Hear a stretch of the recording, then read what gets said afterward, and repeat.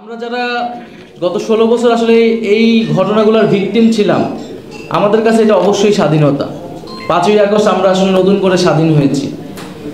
যারা এই গত 15-16 বছর নির্যাতিত হয়েছে, নিপীড়িত হয়েছে, আর যাদের ব্যাংক ব্যালেন্স অক্ষুণ্ণ ছিল, যারা আপোষ করে বিরোধী রাজনীতি করেছে, তাদের কাছে হয়তো এটা স্বাধীনতা মনে হয় না, কারণ তারা সবসময় হয়তো স্বাধীন ছিল, আগের আমলও ছিল, এখনও ছিল। তো তাদের কাছে প্রথম স্বাধীনতাও গুরুত্বপূর্ণ না, দ্বিতীয় স্বাধীনতাও গুরুত্বপূর্ণ, তাদের কাছে হচ্ছে গুরুত্বপূর্ণ লুটপাটের স্বাধীনতা।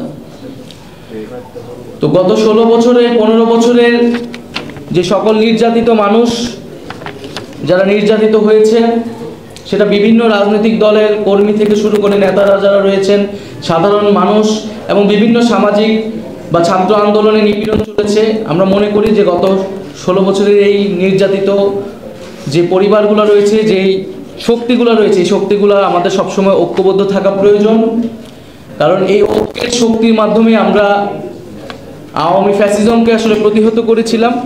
যমুনা ইলেকট্রনিক্স ঈদে ডাবল খুশি অফার সিজন 3, যে কোনো পণ্য কিনলেই পাচ্ছেন নিশ্চিত ঈদ উপহার। আমরা মনে করি যে জুলাই গণ অভ্যুত্থানের মধ্য দিয়ে আমরা একটি স্বাধীন সার্বভৌম পররাষ্ট্রনীতির সম্ভাবনা তৈরি হয়েছে বাংলাদেশে,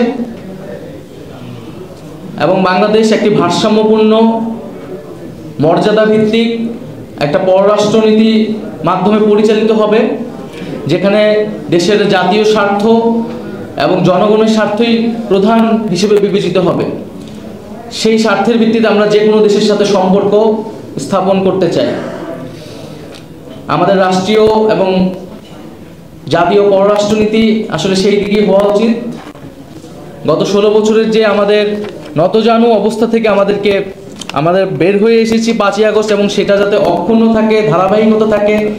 সামনের দিনগুলোতে যেই সরকারে আসুক না কেন, একটা দেশের সরকার পরিবর্তন হয়, কিন্তু পররাষ্ট্রনীতির কিন্তু সহসা পরিবর্তন হয় না, কারণ এটা রাষ্ট্রের সাথে সম্পর্কিত, জনগণের সাথে সম্পর্কিত। কিন্তু আমরা দেখেছি যে আমাদের সরকার পরিবর্তনের সাথে, দলের পরিবর্তনের সাথে আমাদের পররাষ্ট্রনীতিও পরিবর্তন হয়ে যায়।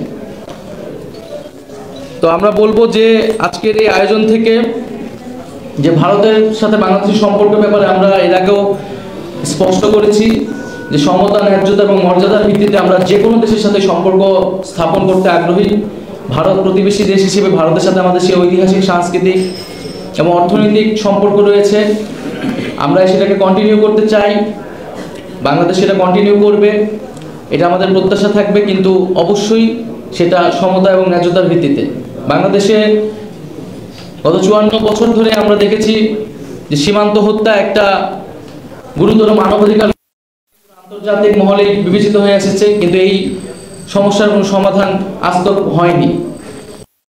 আমরা দেখেছি যে বাংলাদেশের সাথে ভারতের যে নদীর পানি বন্টন নিয়ে বিবাদ রয়েছে, সেখানে বাংলাদেশ ন্যায্য হিস্সা পায় না।